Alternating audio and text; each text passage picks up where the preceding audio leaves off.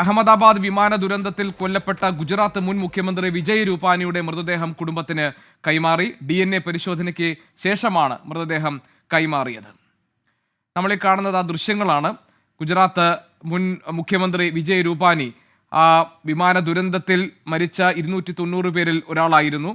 അദ്ദേഹത്തിൻ്റെ കുടുംബത്തെ കാണാൻ വേണ്ടി ലണ്ടനിലേക്ക് പോകുന്ന യാത്രയിലാണ് ഈ ദാരുണമായ സംഭവമുണ്ടായത്, ഈ അപകടമുണ്ടായത്.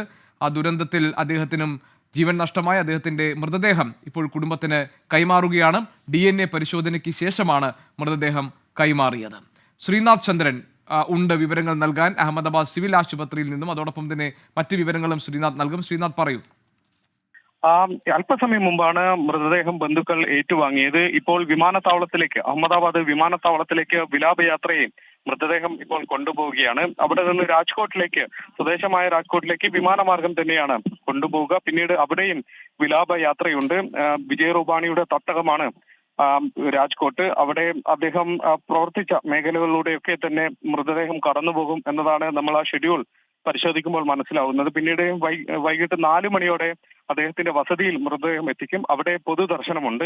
1 മണിക്കൂർ നേരം അവിടെ ഉണ്ടാകും. അതിനുശേഷം രാജ്കോട്ടിലെ ശ്മശാനത്തിൽ സംസ്കാര ചടങ്ങുകൾ വൈകിട്ട് 5 മണിയോടെയാണ് നടക്കുക. ഗുജറാത്തിനെ സംബന്ധിച്ചിടത്തോളം അവരുടെ പ്രിയപ്പെട്ട നേതാവാണ് വിജയ് രൂപാണി. RSSലൂടെ അദ്ദേഹം വിദ്യാർത്ഥി രാഷ്ട്രീയം തുടക്കത്തിൽ, പിന്നീട് RSS പ്രവർത്തകനായി.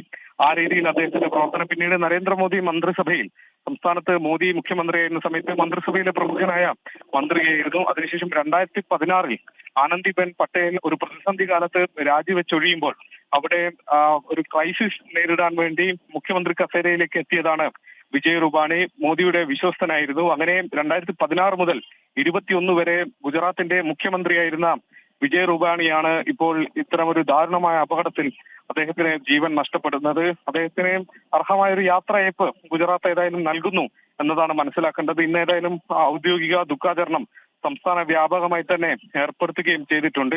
വിലാപയാത്ര ഇപ്പോൾ അഹമ്മദാബാദ് വിമാനത്താവളത്തിലേക്ക് പോകുന്നു. ഇന്നിപ്പോൾ രാവിലെ ബോയിങ് കമ്പനിയുടെ ഉയർന്ന ഉദ്യോഗസ്ഥർ, വിദഗ്ധ സംഘം ഇപ്പോൾ അഹമ്മദാബാദിലെത്തി ഈ അപകടം നടന്ന മേഖലയിൽ പരിശോധന നടത്തുന്നുണ്ട്. അമേരിക്കയുടെയും UK ഒക്കെ വിദഗ്ധരും ഇന്ന് പരിശോധനകൾ നടത്തുന്നു. ഇന്നലെ പ്രധാനമന്ത്രിയുടെ പ്രിൻസിപ്പൽ സെക്രട്ടറി ഇവിടെ എത്തി പരിശോധന നടത്തുകയും അദ്ദേഹമാണ് ഇനി ഏതെങ്കിലും തരത്തിലുള്ള വിവരങ്ങൾ വിമാനത്തിൽ നിന്ന് കിട്ടേണ്ടതില്ല, കോക്പിറ്റ് വോയിസ് റെക്കോർഡർ അടക്കമുള്ളതെല്ലാം കിട്ടിക്കഴിഞ്ഞിട്ടുണ്ട് എന്ന് അദ്ദേഹം പറഞ്ഞത്. അതിന്റെയൊക്കെ പരിശോധനകൾ ഇപ്പോൾ നടക്കുന്നു.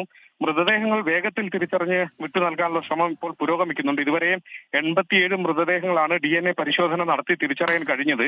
അതിൽ 41 മൃതദേഹങ്ങൾ ഇപ്പോൾ വിജയ് രൂപാണിയുടെ കൂടി ചേർക്കുമ്പോൾ ഇന്ന് രാവിലെ മറ്റൊരു മൃതദേഹം കൂടി വിട്ടു നൽകിയിരുന്നു. അങ്ങനെ 43 മൃതദേഹങ്ങൾ ഇതുവരെ വിട്ടു നൽകുകയും ചെയ്തിട്ടുണ്ട്. ആ നടപടികൾ പുരോഗമിക്കുന്നു. കേരളത്തിൽ നിന്നുള്ള രഞ്ജിതയുടെ അടക്കം മൃതദേഹങ്ങൾ ഇപ്പോൾ തിരിച്ചറിയാനുണ്ട്. അതിനുള്ള കാത്തിരിപ്പിലാണ് അവരുടെയൊക്കെ തന്നെ ബന്ധുക്കൾ. ശരി. അഹമ്മദാബാദ് വിമാന ദുരന്തത്തിൽ ജീവൻ നഷ്ടപ്പെട്ട ഗുജറാത്ത് മുൻ മുഖ്യമന്ത്രി വിജയ് രൂപാനിയുടെ മൃതദേഹം ബന്ധുക്കൾക്ക് കൈമാറി. അന്ത്യയാത്ര നൽകുകയാണ്. വിമാനത്താവളത്തിലേക്ക് മൃതദേഹം കൊണ്ടുപോകും. അതിനുശേഷം വിലാപയാത്രയായി ഗുജറാത്തിൽ അദ്ദേഹത്തിൻ്റെ മണ്ഡലം അടക്കമുള്ള മേഖലയിലൂടെ കൊണ്ടുപോകും. ഗുജറാത്തിലെ പ്രധാനപ്പെട്ട നേതാക്കളിൽ ഒരാളാണ് വിജയ് രൂപാനി. 2016 മുതൽ 2021 വരെ അദ്ദേഹം ഗുജറാത്ത് മുഖ്യമന്ത്രിയായിരുന്നു. ആനന്ദിബെൻ പട്ടേൽ ഒഴിഞ്ഞപ്പോൾ ആ സ്ഥാനം ഏറ്റെടുത്തുകൊണ്ടാണ് അദ്ദേഹം ഗുജറാത്തിൻ്റെ മുഖ്യമന്ത്രിയായത്. അദ്ദേഹത്തിന് അന്ത്യയാത്ര നൽകുന്നതിൻ്റെ ദൃശ്യങ്ങളാണ് ഇപ്പോൾ നമ്മൾ കണ്ടത്. നമുക്ക് ആ വിവരങ്ങൾ നൽകിയത് ശ്രീനാഥ് ചന്ദ്രൻ അഹമ്മദാബാദിൽ നിന്ന്.